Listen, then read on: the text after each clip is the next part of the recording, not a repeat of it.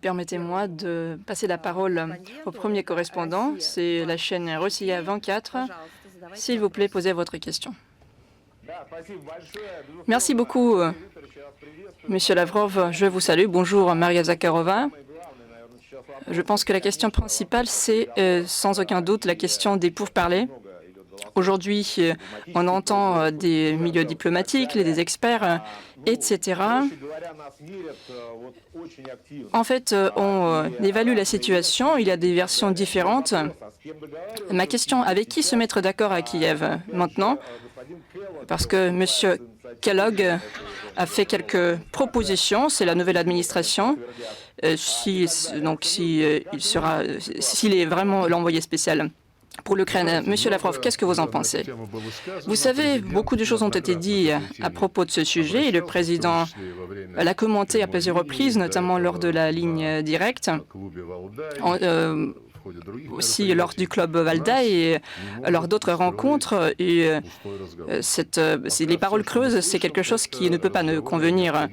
Pour l'instant, on nous dit qu'il faut inventer une trêve quelconque et on ne nous cache pas que cette trêve, ils en ont besoin pour continuer de gaver l'Ukraine des armes, pour que l'Ukraine organise une mobilisation supplémentaire, etc.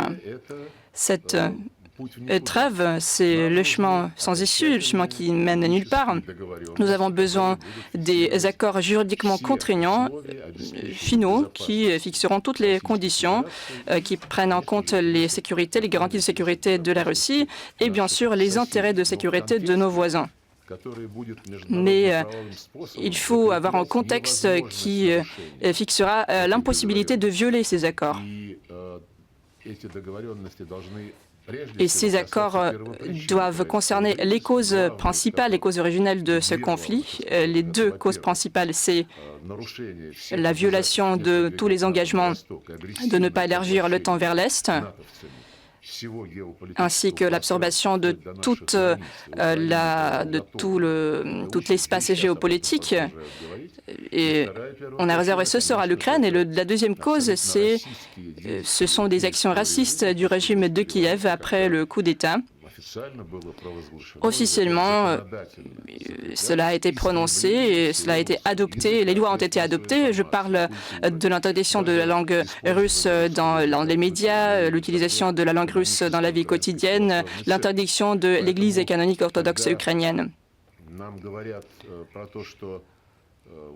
On nous dit que la Russie pose des conditions préalables. Ce ne sont pas des conditions préalables, ce sont des exigences de mettre en œuvre ce dont nous avons convenu autrefois et on nous a menti quand on nous a dit que l'OTAN n'élargisserait pas vers l'Est et qu'il soulignait qu'il voulait respecter les accords en vertu de la charte de l'ONU, mais on oublie que cette charte confirme non seulement le principe de l'intégrité territoriale, il y a aussi dans cette charte le principe de la parité, de l'autodétermination des peuples. D'ailleurs, l'Assemblée générale a longtemps examiné le lien entre ces deux principes et elle a pris une décision par consensus. Elle a dit qu'il fallait respecter l'intégrité territoriale de tous les pays dont les autorités respectaient le principe de l'autodétermination et ainsi représenter l'ensemble de la population qui habite sur ce territoire. Comment le régime nazi de Kiev peut représenter les intérêts des Criméens, les habitants du Donbass, de la Nouvelle-Russie? Après le coup d'État, ils les ont appelés terroristes. Le régime a commencé une soi-disant opération antiterroriste. Vous savez, il y avait des initiatives de la Chine, du Brésil concernant cette crise en Ukraine. Ces propositions soulignent la nécessité de respecter la charte de l'ONU. Il inclut également ce principe de l'intégrité territoriale. Nous nous discutons avec nos amis qui proposent de telles initiatives de bonne foi et on dit que la charte de l'ONU a plusieurs facettes.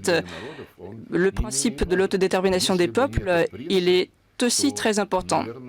Si ce principe n'existait pas, je crois qu'il y aurait des problèmes de mener le processus de la décolonisation des peuples africains, et c'est le principe qui est à la base de la décolonisation. Et cette colonisation, elle a montré que, en fait, le processus de décolonisation a montré que les peuples africains ne voulaient plus vivre dans les conditions de la colonisation.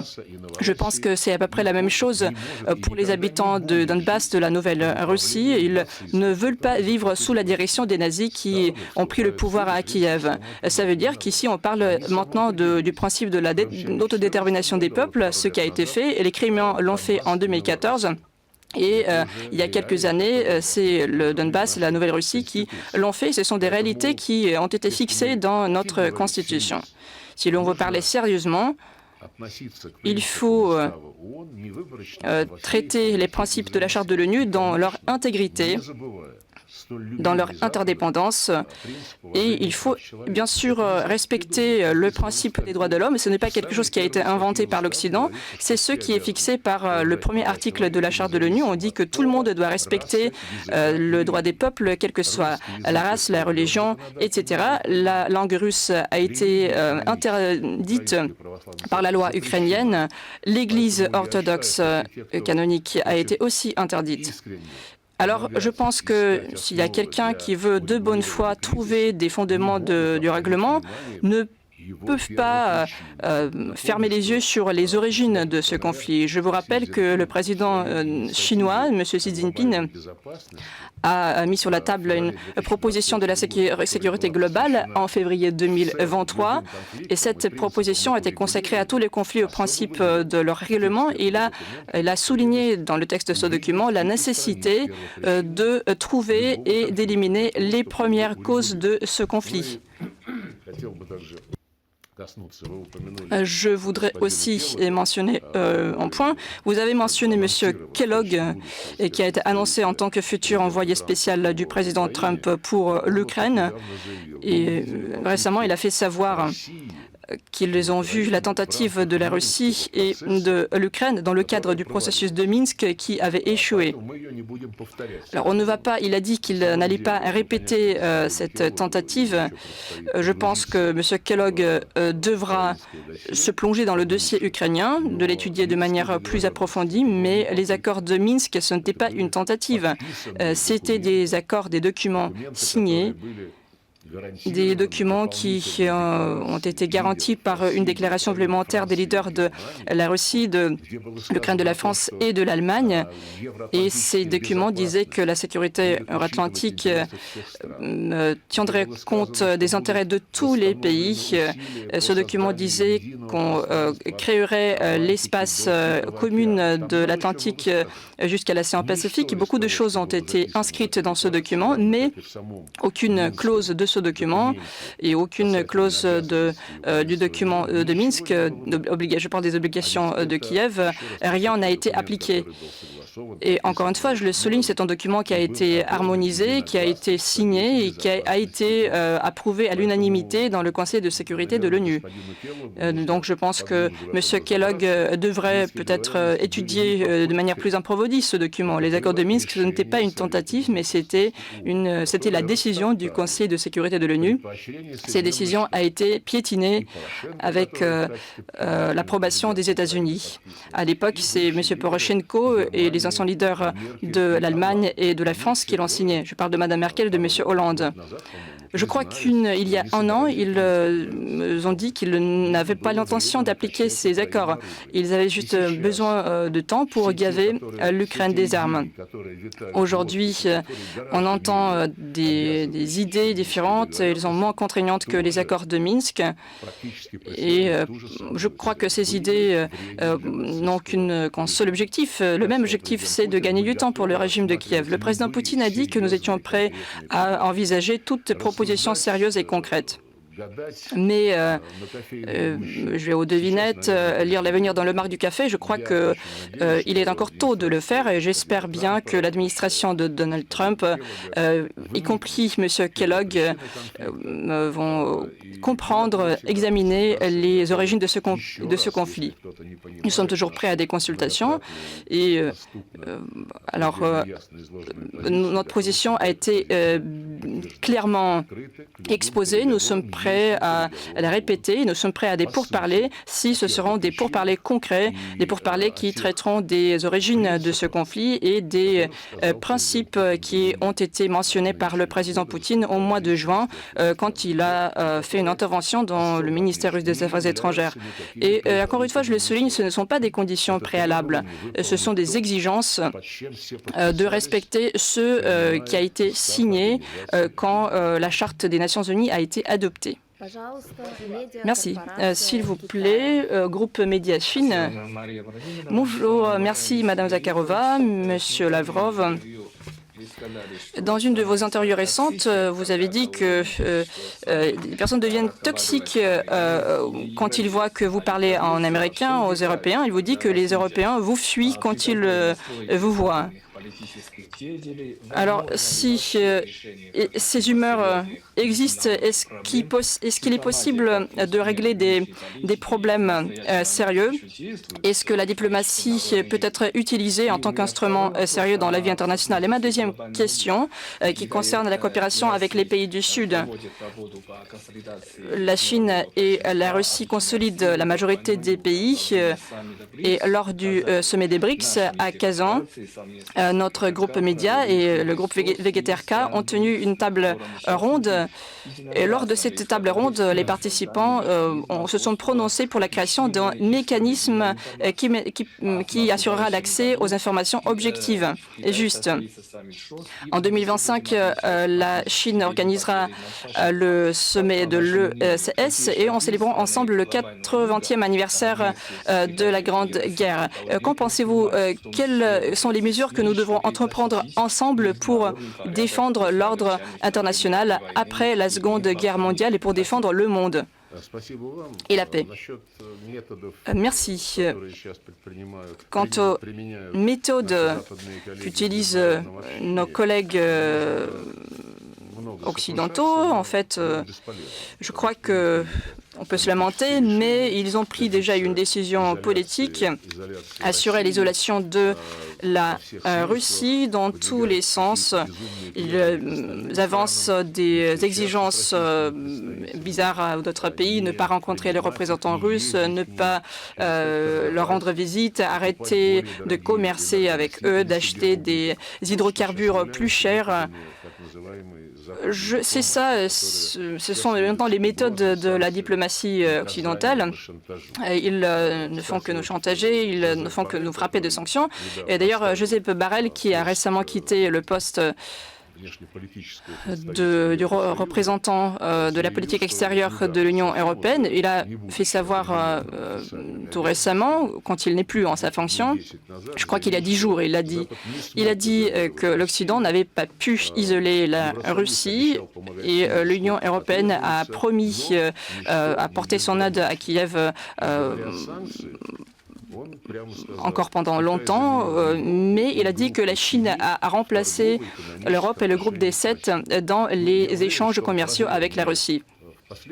Je pense qu'il est devenu clairvoyant, non pas la dernière semaine de ses fonctions, mais tout le monde le comprenait déjà. Et on comprend bien que les sanctions apportent des préjudices à la population des pays qui appliquent ces sanctions. Il y avait un ouragan aux États-Unis récemment. Le président Biden ne l'a pas d'abord remarqué, ensuite il est allé voir les dégâts. Vous vous souvenez des soldes, des prestations qui ont été payées $700 pour une personne. Il y avait beaucoup de manifestations parce que c'est une attitude des autorités vers leur propre population, alors qu'en même temps, on envoie des milliards de dollars en Ukraine. Il y avait aussi des crises agricoles en Europe. Cela a eu des dégâts pour l'agriculture allemande. Moi, bien sûr, c'est à eux de décider de leur politique. Ce qu'ils font, c'est d'éliminer les concurrents. Maintenant, ils s'occupent de la Russie. Maintenant, ensuite, ils vont s'occuper de la Chine. Ils privent la Chine de la livraison des puces, des éléments de microélectronique. Ils veulent restreindre le développement de la Chine. Mais je suis sûr que nous allons faire produire tout ce qui est nécessaire pour notre développement. Les méthodes sont bien connues et à part nous, à part la Chine, vous savez, l'Europe, elle aussi, est devenue victime de la politique appliquée par les États-Unis. Cette politique vise à éliminer tout concurrent. Nous le voyons, nous le comprenons et nous en avons parlé à plusieurs reprises. Nous sommes prêts à parler avec tous les représentants de l'Occident et qui veulent avoir un dialogue paritaire, qui veulent retrouver en équilibre d'intérêts respecter les intérêts des uns et des autres. C'est la Slovaquie, c'est la Hongrie et ce sont autres membres de l'Union européenne qui, au fur et à mesure, commencent à demander d'avoir des dialogues francs. Mais ouvertement, il y a très peu de pays qui le font parce qu'il y a une discipline de trick dans l'Union européenne. La nouvelle chef de la diplomatie, Mme Kaja Kallas, dicte à tout le monde comment ils doivent se comporter. Bon, on va voir quelle sera la conduite de la bureaucratie de Bruxelles. D'ailleurs, on la compare avec une variante plus dure du système autoritaire de l'Union soviétique. On va voir comment cette diplomatie, est-ce que cette diplomatie sera en mesure de convaincre la population européenne, est-ce qu'elle va réussir à les convaincre qu'elle connaît mieux les humeurs de la population européenne. En ce qui nous concerne, en ce qui concerne nos relations, nous comprenons très bien que la Russie et la Chine, effectivement, représentent un facteur stabilisateur des relations internationales. Je peux citer un exemple positif de notre interaction sur la scène internationale. C'est notre interaction dans le cadre des BRICS. Et dans le cadre de cette association, il y a des pays qui représentent des continents, des civilisations, des religions, des cultures différentes. Tout cela s'inscrit de manière harmonieuse dans les accords qui sont aussi harmonisés dans les BRICS et qui portent sur tous les secteurs, la politique, le domaine militaire, les questions économiques et les questions culturelles, la formation, etc. Donc l'ensemble de domaines dans lesquels nous coopérons. Les BRICS sont très populaires. 35 délégations, les délégations de 35 pays ont été représentées au sommet de Kazan. Elle avait aussi les représentants de 6 organisations internationales, y compris le représentant de l'ONU. Et cela témoigne du fait que cette organisation jouit d'une popularité, d'une autorité et qu'il intéresse de plus en plus les pays du Sud et les pays de l'Est qui ont une politique indépendante dans les affaires internationales. Je suis persuadé que le développement durable du monde multipolaire est impossible sans instauration des contacts entre ces nouvelles associations, les associations de nouveau type. Il n'y a pas de guide ou de guidé, il n'y a pas de chef, où il n'y a pas de directives qui doivent être appliquées, comme on le voit à l'OTAN et en Union européenne. J'espère de toute façon, le monde multipolaire prévoit la participation dans ce processus de nos collègues occidentaux et ils ne vont pas disparaître de notre planète, mais leur positionnement, comment ils vont vivre cette perte psychologique, la perte de la domination. Je pense que tout cela dépendra de leur culture politique, de leur compréhension de leur rôle réel dans notre vie d'aujourd'hui. Cela dépendra aussi de leurs actions et ils doivent également penser au respect des intérêts des réalisations d'autres pays, y compris des pays des BRICS. Quant à l'aspect médiatique, le travail des BRICS, nous partons du principe qu'il faut éclaircir les principes sur lesquels fonctionnent les BRICS. Il faut expliquer comment est organisé le travail d'information, parce qu'il y a beaucoup de oui-dire, il y a d'intox, de fake news à l'Occident concernant les activités des BRICS. On essaie de ne pas attirer l'attention sur ce groupe dont les membres se trouvent sur tous les continents de notre planète. Et bien sûr, la promotion de l'interaction informatique est très importante pour renforcer les positions des BRICS et du Sud, ce qu'on appelle le Sud global, dans des organisations différentes. C'est l'ONU, c'est l'Organisation de la coopération de Shanghai, c'est également le TCS et dans d'autres formats. Encore une fois, je le souligne, l'interaction entre la Russie et la Chine joue un rôle de consolidation pour les États du Sud. Vous avez également mentionné la fête du 80e anniversaire de la victoire dans la Seconde Guerre mondiale, et ce sont nos pays qui ont eu des plus grandes pertes dans cette guerre, et nos leaders se sont mis d'accord d'organiser des festivités dignes de cette grande date, parce que c'est le 80e anniversaire de la victoire dans la Seconde Guerre mondiale, dans la Grande Guerre patriotique, et dans la Seconde Guerre mondiale qui est célébrée le 9 mai, le 8 mai, et ce sera aussi la date le 3 septembre, c'est la victoire au Extrême-Orient. Je suis persuadée que les différentes structures, les BRICS par exemple, où nous coopérons avec la Chine, couvreront ces événements de manière digne. Bien sûr, nous sommes intéressés à renforcer notre coopération. Au mois de septembre, la Russie a assuré la présidence de cette organisation et nous avons tenu un sommet, organisé d'ailleurs par l'agence TASS, avec soutien de la Chine. Et ce forum a réuni les représentants de 60 médias et en octobre, nous avons organisé une table ronde, le dialogue des médias des pays des BRICS dans l'université de Kazan. Je suis persuadée que de tels événements doivent être organisés régulièrement, doivent être organisés encore plus régulièrement, plus souvent, et ce sont des plateformes alternatives, ce sont des plateformes d'accès d'information pour les populations, et je sais que les citoyens occidentaux veulent savoir la vérité sur ce qui se passe au-delà de l'OTAN et de l'Union européenne. Et maintenant, nous passons la parole à nos collègues des Émirats arabes unis, à Shark News, s'il vous plaît. Bonjour, Monsieur Lavrov. Bonjour, Madame Zakharova. J'ai deux questions sur l'Ukraine et sur la Syrie.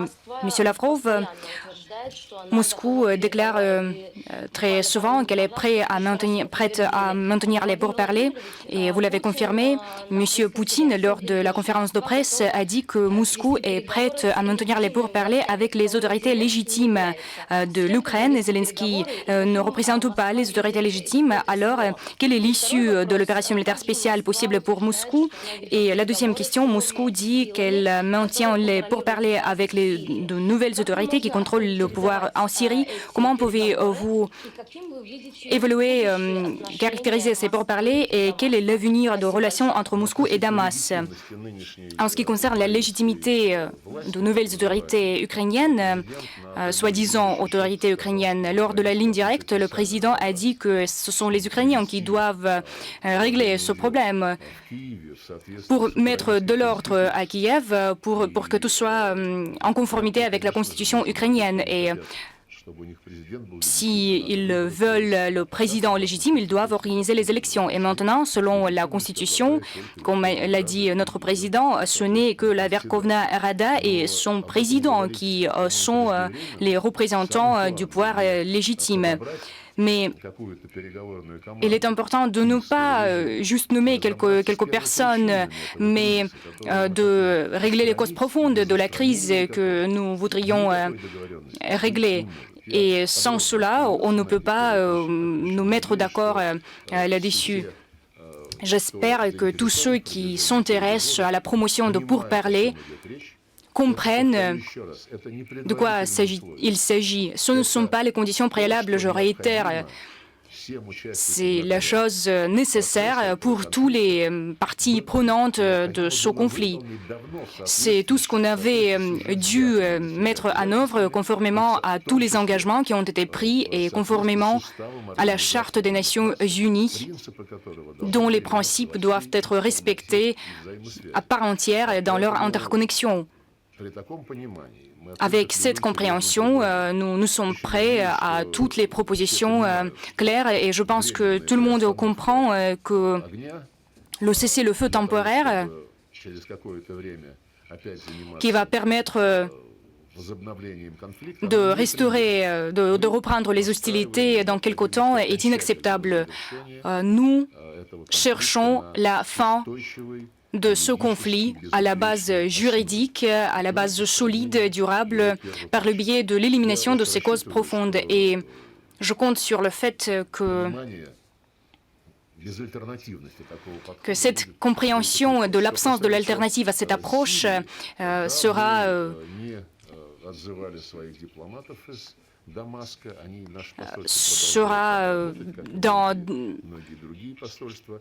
la chose commune. Nous maintenons les contacts avec les autorités syriennes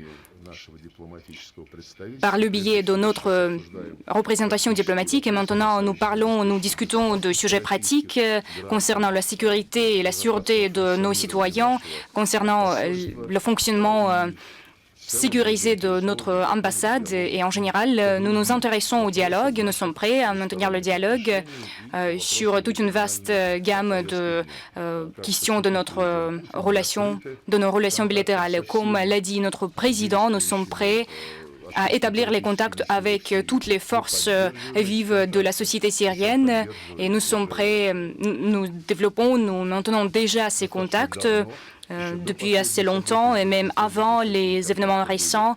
Et je vais souligner que le chef de nouvelles autorités syriennes, M. Shahra, a donné une interview à BBC où il a parlé de relations entre nos pays. Il a dit que nous avons les relations assez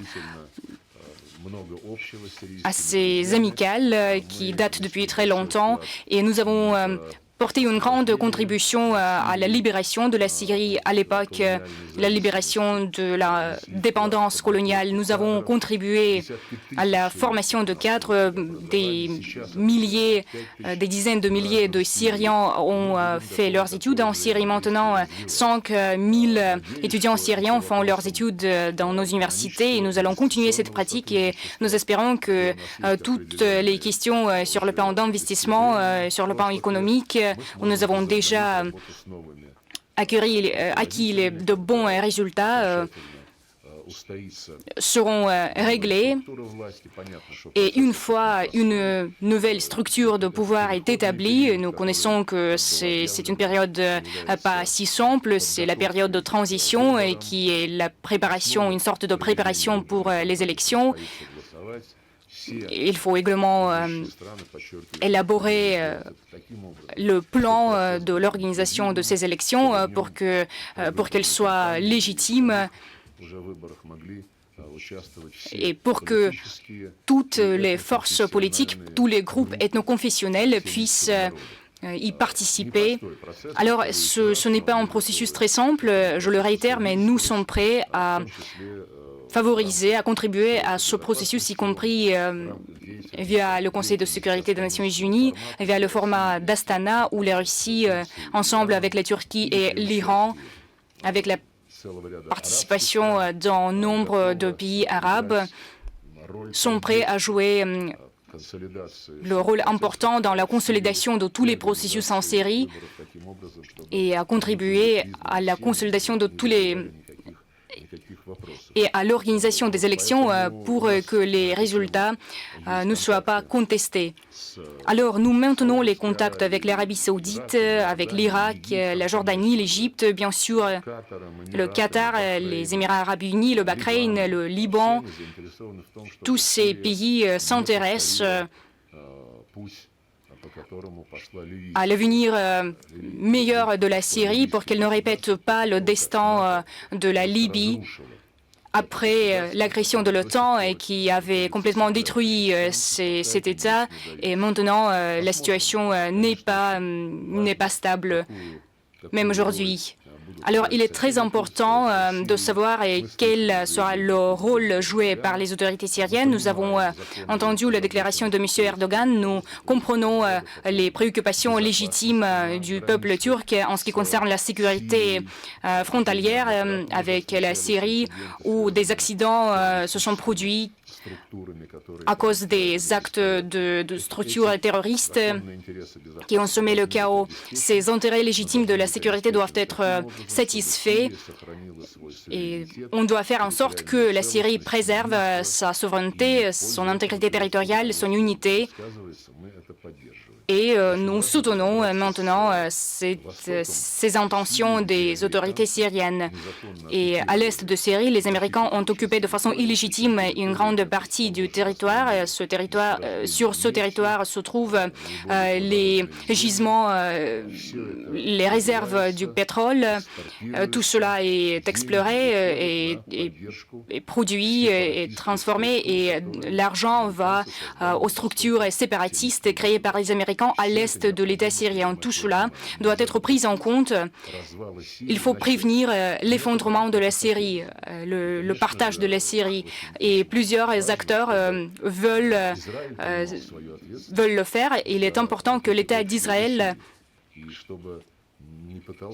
sente la responsabilité également et n'essaie pas de préserver sa sécurité au détriment de la sécurité d'autrui.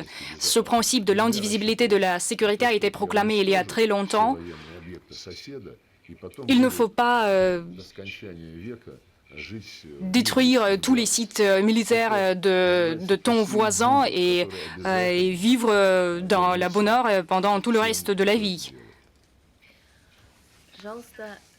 Alors, la chaîne Telesur et le Venezuela, s'il vous plaît. Bonjour, Monsieur Lavrov. Bonjour, Madame Zakharova. Je représente la chaîne internationale du Venezuela, du Cuba et du Nicaragua. Nous avons deux questions. L'Amérique latine et la Russie sont liées par les liens historiques, culturels, celles de sympathie humaine. Alors, quelles seront les mesures concrètes de la Russie l'année prochaine afin de renforcer nos liens et quelles sont les priorités de la politique russe dans la région latino-américaine? C'est la première question. La deuxième est la suivante. Avec l'arrivée au pouvoir d'une nouvelle administration de Trump aux États-Unis, la Russie espère d'établir les relations plus pragmatiques, mais nous savons que les représentants d'une nouvelle administration envoient les menaces aux alliés, aux amis de la Russie parmi les pays du Sud global. Comment tout cela peut influencer nos relations? Vous avez tout à fait raison. Les relations entre la Russie et les régions de l'Amérique latine et des Caraïbes sont traditionnellement amicales. Les Russes et les Latino-Américains ont des sympathies de longue date et cette affinité mutuelle est visible dans notre attitude envers la culture et l'histoire de l'un l'autre. Et la majorité écrasante de pays latino-américains reçoivent les messages sur la nécessité de renforcer la coopération avec la Fédération de Russie. Nous développons de façon active le dialogue sur des questions politiques via les canaux de la politique étrangère dans le domaine culturel et humanitaire. Et nous développons la coopération au niveau de nos régions et même municipalités. C'est le réseau ramifié de notre coopération et nous sommes prêts à approfondir davantage ces contacts conformément aux intérêts de nos amis latino-américains. Ces relations sont fondées sur le respect mutuel, sur les avantages mutuels. Il n'y a pas de doctrine quelconque, quelle que ce soit la doctrine de Monroe ou une autre sorte de doctrine. Et bien sûr, nous accordons une attention particulière à l'administration de Biden qui, pendant les 4 années de son mandat, a déclaré à plusieurs reprises qu'elle est préoccupée par le fait que la Russie avait envoyé une délégation au Venezuela ou au Nicaragua, par exemple, parce que cela crée les menaces de sécurité pour les États-Unis. Alors, il faut avoir conscience, il faut être consciencieux parce que tout le monde comprend les risques créés par les États-Unis pour les autres pays. Il y a plus de 200 bases militaires dans un nombre de pays. Je ne peux pas même vous citer le nombre concret. Et en même temps, on interdit à quelqu'un de préserver les relations avec la Fédération de Russie. C'est une approche sans perspective et j'espère que la nouvelle administration à Washington va prendre conscience de ce fait. Alors, nous avons un nombre de projets mutuels pour l'année prochaine, un nombre de visites qui sont prévues et nous développons nos relations non seulement sur le plan bilatéral, mais aussi au niveau de structures régionales, comme par exemple la CELAC, la OBA, le système d'intégration latino-américain comme Mercosur, CARICOM et les autres structures. Nous partons du principe que l'année prochaine sera très fructueuse sur le plan des événements et compte tenu du fait que dans les mois à venir, nous allons célébrer une défilée d'anniversaire de l'établissement de relations entre la Russie et l'Amérique latine, en mars avec le Venezuela et en avril avec le Guatemala, en octobre avec le Cuba et le Honduras, en octobre avec l'Argentine et en décembre avec le Mexique. Et cet anniversaire sera célébré de façon digne. Nous prévoyons des expositions, des événements culturels pour notre jeunesse et cela va nous permettre de définir de nouvelles perspectives dans le développement de nos relations. Et par ailleurs, cette année, nous inaugurons l'ambassade en République dominicaine. En juin, nous serons ravis de voir nos amis de l'Amérique latine au Forum économique international de Saint-Pétersbourg. Et traditionnellement, nous avons préparé une section pour l'Amérique latine. En juin, lors de ce forum, le président de la Bolivie, M. Arce, a participé aux événements. C'est la première fois que le représentant d'un niveau aussi haut a pris part à ce forum international. Et je pense que le Forum économique de l'Est, la semaine énergétique russe et le Forum culturel international de Saint-Pétersbourg et les autres événements seront particulièrement intéressants pour nos amis. Malgré la pandémie du coronavirus, malgré la guerre de sanctions lancée par l'Occident, les chiffres d'affaires sont stables avec l'Amérique latine depuis plusieurs années et nos partenaires clés, le Brésil, le Mexique, la Colombie, le Chili, l'Argentine, l'Équateur, s'intéressent au développement de relations sur le plan bilatéral avec le Venezuela et le Cuba qui font l'objet de sanctions sans précédent de la part des États-Unis. Nous mettons en œuvre de projets bilatéraux avec plusieurs États dans plusieurs domaines. Premièrement, les TIC, et nous nous intéressons au développement de contacts entre l'Amérique latine et notre Union économique eurasiatique. Et maintenant, le seul observateur international non régional au sein de cette union est et le Cuba. Et j'ai évoqué la coopération humanitaire, culturelle, scientifique, dans le domaine de formation, dans le domaine des sports. Nous envisageons de développer les contacts de façon plus rapide. Maintenant, 5 000 étudiants latino-américains font leurs études à nos universités par le biais de nos bourses.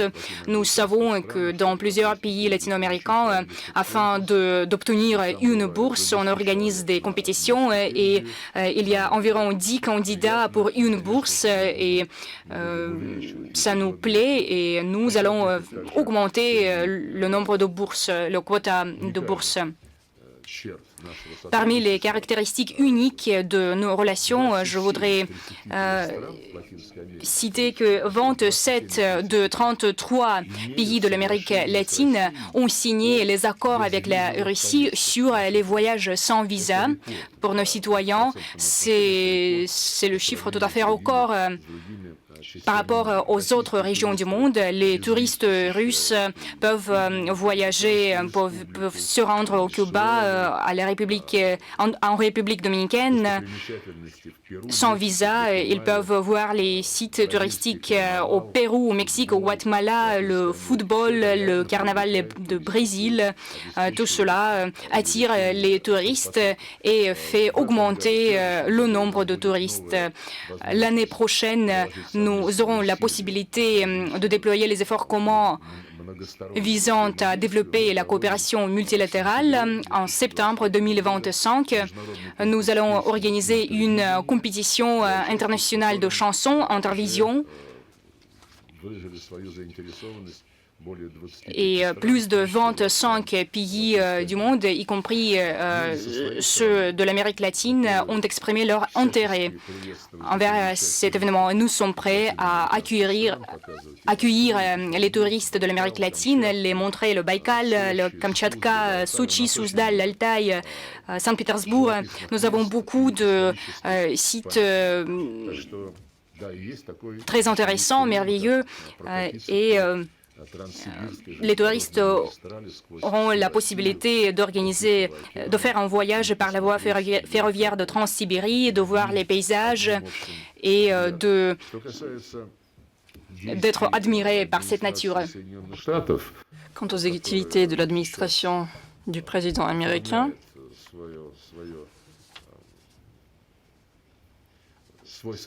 cette administration maintenant choisit sa composition. Le 20 janvier, cette administration prendra le pouvoir. Vous savez, nous ne sommes jamais bercés d'illusions ou d'espoir. Y réfléchir, en discuter, dire que voilà, s'il y a un tel président, ce sera mieux, et s'il y a un autre président, alors il faudra faire autre chose dans un autre domaine. Nous ne voulons pas jouer aux devinettes, mais nous allons attendre jusqu'à ce que la politique de la nouvelle administration américaine soit formée. Nous comprenons qu'il y a un consensus bipartite aux États-Unis pour la question russe. Ce n'est pas un consensus amical, c'est un consensus russophobe. Je le dis ouvertement. Et quoi que soit l'appartenance en parti politique, les élites au pouvoir vont appliquer la politique visant à affaiblir la Russie en tant que concurrent. Je l'ai déjà dit à propos des concurrents, quel que soit le concurrent, la Russie, la Chine ou même l'Europe, les États-Unis aspirent à affaiblir ses concurrents. Ils ont proclamé le principe « Aucun pays dans le monde ne doit être plus fort que les États-Unis ». Oui, on comprend que la vie est plus dure que de différentes déclarations, mais pour réaliser les réalités et pour agir de manière différente, les États-Unis devraient passer par un chemin assez long. Ils doivent sentir ce que c'est que les réalités du monde multipolaire. Pour l'instant, dans les documents doctrinaux des États-Unis, la Russie est inscrite en tant qu'adversaire et les représentants de l'administration présente ont appelé la Russie d'ennemi. La Russie a été inscrite comme la menace existentielle. Le défi suivant, c'est la Chine. Bref, les États-Unis sont conséquents dans leur approche Mais en même temps, nous voyons des signaux qui ont fait par l'équipe de Trump. Ils veulent renouveler le dialogue et c'est tout à fait raisonnable et c'est tout à fait normal. Au moment des relations plutôt hostiles, quand même, il y a eu l'option du dialogue pour voir quelle est la position des uns et des autres. Je pense que c'est ça le sens de la diplomatie. Les diplomates parlent même pendant les guerres. On a des signaux de la part de la nouvelle équipe à Washington concernant le rétablissement du dialogue interrompu par Washington après le début de l'opération militaire spéciale. Bon, si ces signaux existent, bien sûr, nous allons y répondre, mais c'était les Américains qui ont rompu ce dialogue et c'est à eux de faire le premier pas. Nous entendons une formulation officielle de la politique de Trump vis-à-vis de la Russie.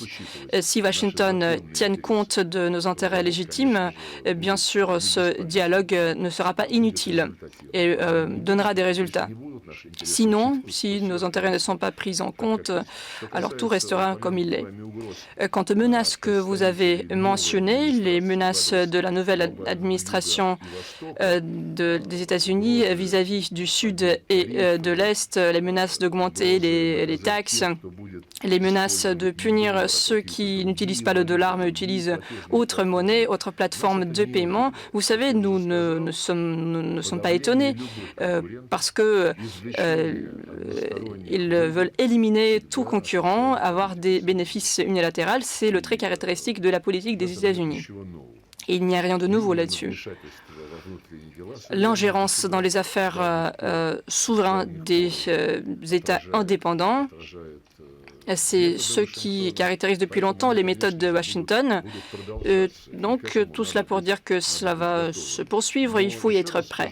Mais, encore une fois, je le réitère, je crois que la vie doit faire les États-Unis comprendre les tendances et les processus réels du monde d'aujourd'hui. Ils doivent comprendre que le dictat ne peut plus être l'instrument principal du fonctionnement des relations internationales. Et nous passons à LCI, c'est la chaîne, c'est la société TF1. J'ai Roma Garro. On ne voit pas le voir, mais on va l'entendre. À vous la parole. Bonjour, j'aurais deux questions pour LCI. Première question. Monsieur Lavrov, hier, le 25 décembre, plusieurs dizaines de missiles ont été lancés en direction de l'Ukraine. Pourquoi avoir choisi ce jour, le plus sacré pour des centaines de millions de chrétiens non orthodoxes, pour lancer une telle attaque? Est-ce que vous ne pensez pas choquer même certains de vos alliés à travers le monde? Et deuxième question, plus tôt en décembre, Emmanuel Macron a organisé une rencontre entre Donald Trump et Volodymyr Zelensky à Paris. Pensez-vous que le président américain peut soutenir l'Ukraine plus fermement qu'il ne l'a dit pendant sa campagne? Que pensez-vous de cette rencontre organisée à l'initiative de la France? Merci.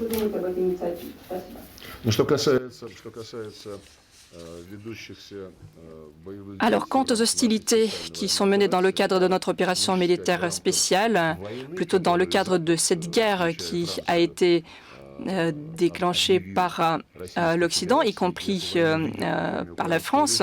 C'est la guerre qui est menée par procuration, par les mains du régime ukrainien. Je crois que vous, en tant que représentant des journalistes, vous avez vu ce qui s'est passé le 25 décembre. Vous avez vu non seulement les actions de nos militaires, mais vous suivez la question dans son ensemble. Et j'espère que vous comprenez la gnécologie de ce problème et dans quelle direction ce problème se poursuit. Je ne veux pas donner de grands commentaires à ce sujet parce que nous avons plusieurs fois exprimé notre mécontentement quant à livraison des scalps, des attaques MS, des Storm Shadow britanniques.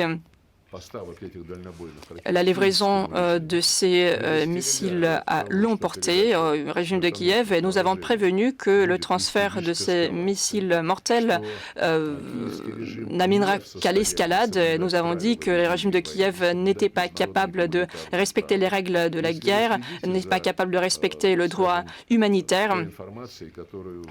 Vous suivez, je crois, les informations qui sont peut-être passées sous le tapis en Europe, mais chez nous, cette information est disponible à la télévision, sur Internet, dans les réseaux sociaux.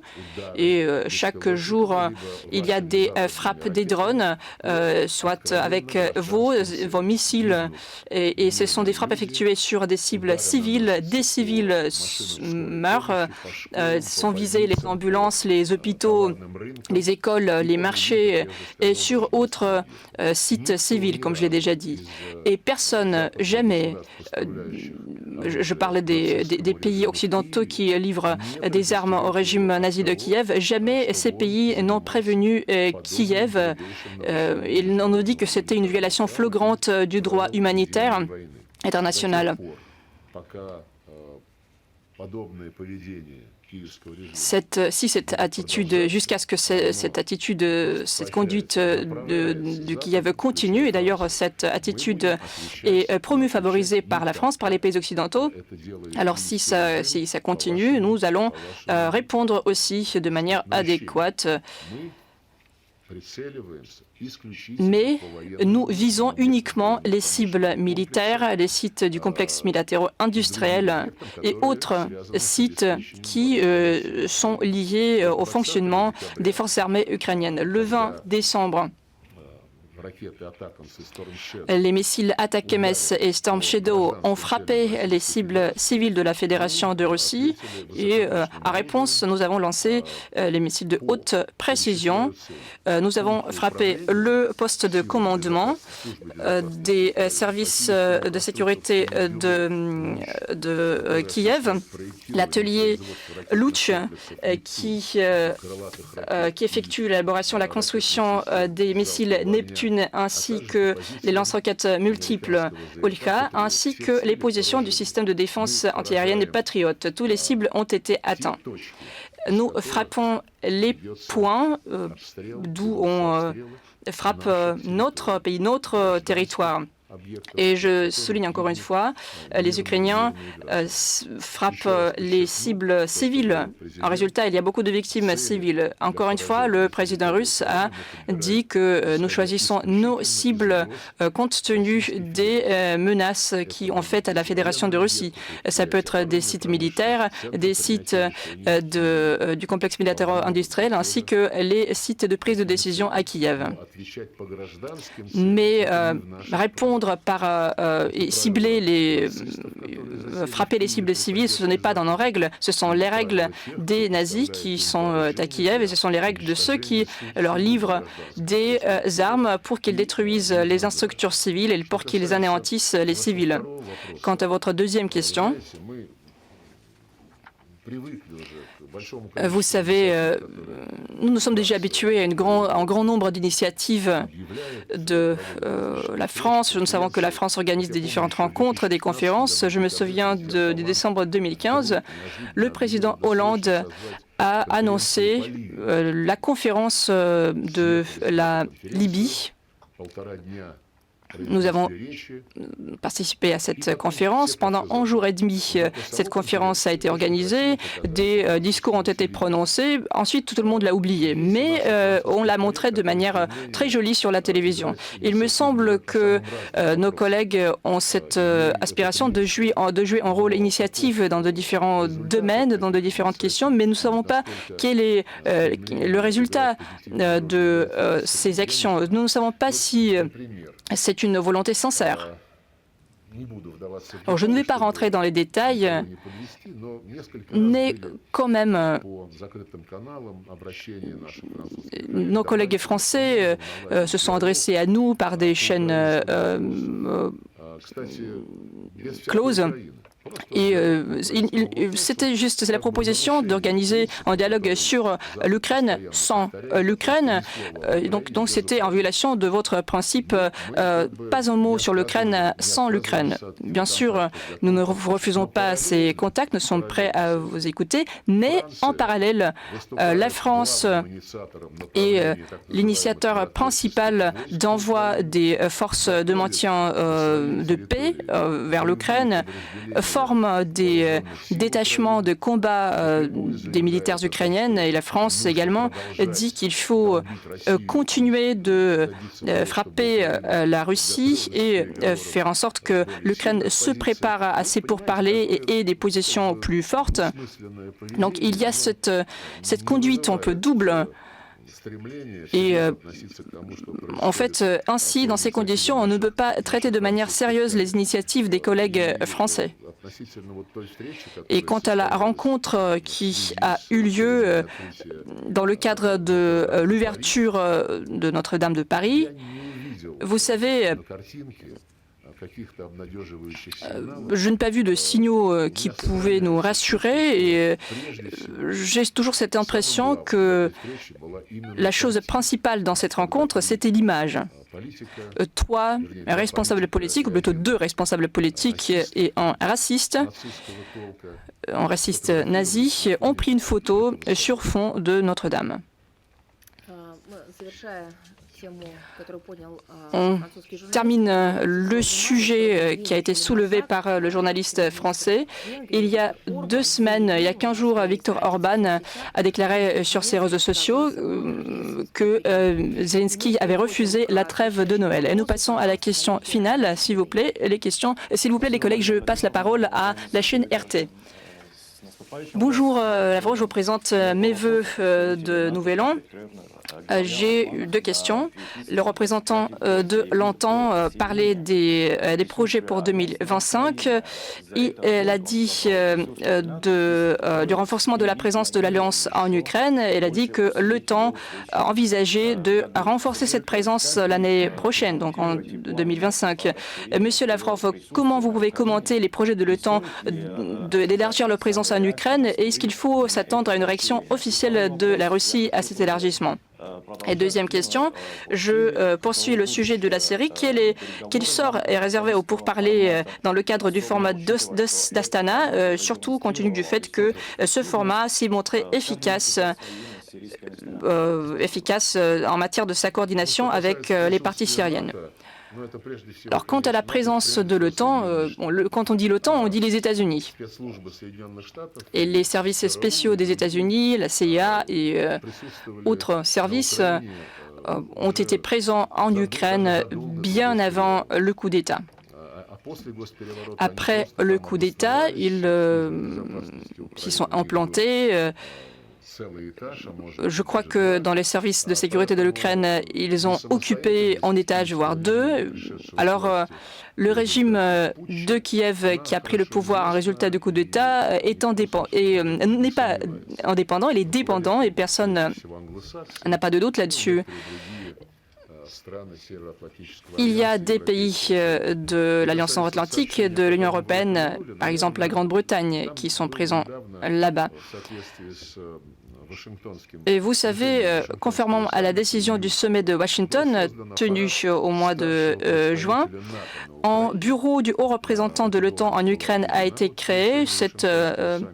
Ce poste a été créé à l'issue du sommet de Washington et je crois qu'une 50aine de personnes travaillent maintenant dans ce bureau et encore 20 personnes devraient faire leur apparition à Kiev l'année prochaine.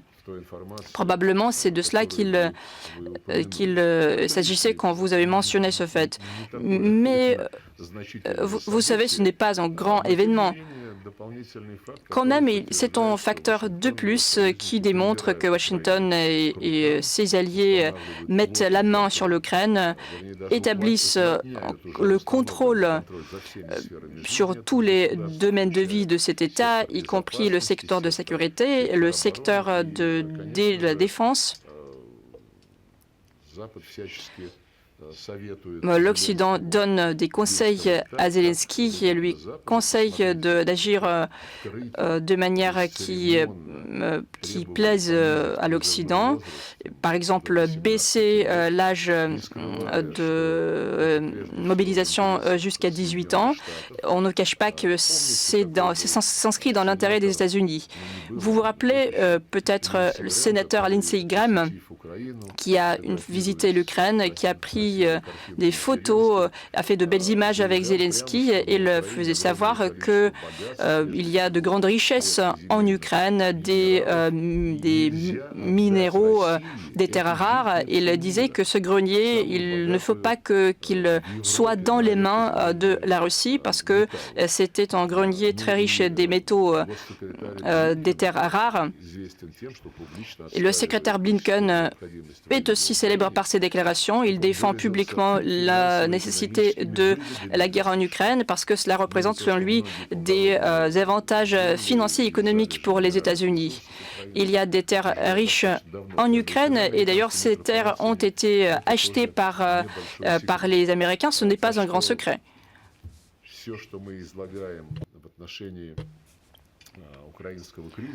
Alors tout ce que nous disons à propos de la crise de l'Ukraine, tout ce qui a été indiqué par le président en tant que principe de ce règlement, à la base de l'élimination des origines de ce conflit, c'est ce qui se base sur le droit international et sur les engagements de l'Occident et de l'Ukraine. Alors tout cela, c'est notre position sans alternative.